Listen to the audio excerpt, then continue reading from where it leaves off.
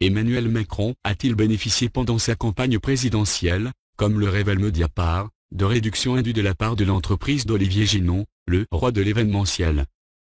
La société de ce patron lyonnais, GL Event, leader français de l'événementiel, apparaît régulièrement dans les comptes de campagne du candidat Macron.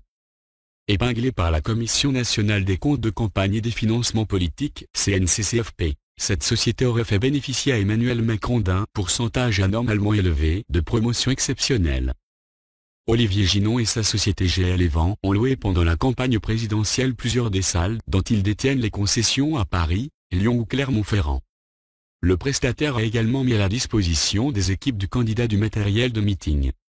Une facture en particulier, révèle Mediapart, a attiré l'attention de la CNCCFP, un rabais sur la location du matériel pour le meeting du 10 décembre 2016 à la porte de Versailles, où il prononcera son fameux « Notre projet ».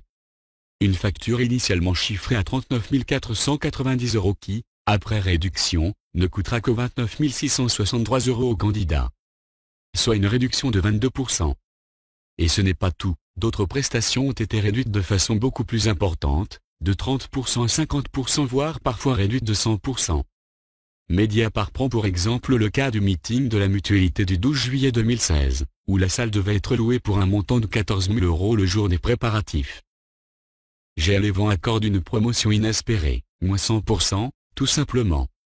Le lendemain, jour du meeting, c'est une promotion de près de 15 000 € qui sera accordée au candidat. Ces remises exceptionnelles ont d'autant plus profité au futur président de la République qu'à l'époque des meetings cités dans le paragraphe précédent, le parti d'Emmanuel Macron n'avait pas encore procédé aux importantes levées de fonds qui ont suivi. Interrogé par la CNCCFP en septembre 2017 à propos de ces remises exceptionnelles, Mediapart rapporte qu'Olivier Ginon a assuré à la commission que les remises correspondaient à une négociation commerciale habituelle avec un organisateur d'événements.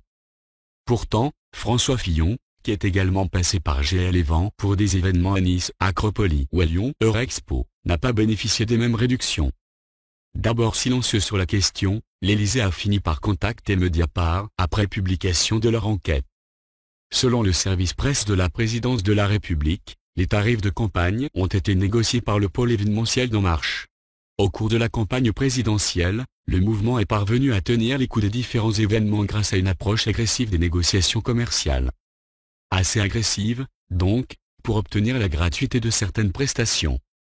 À Lyon, fief du ministre de l'Intérieur Gérard Collomb, les relations entre ce dernier, Olivier Ginon et Emmanuel Macron font beaucoup parler. Les républicains locaux ont sollicité la Chambre régionale des comptes pour tâcher de faire la lumière sur les moyens publics qui auraient été utilisés au profit du candidat Macron.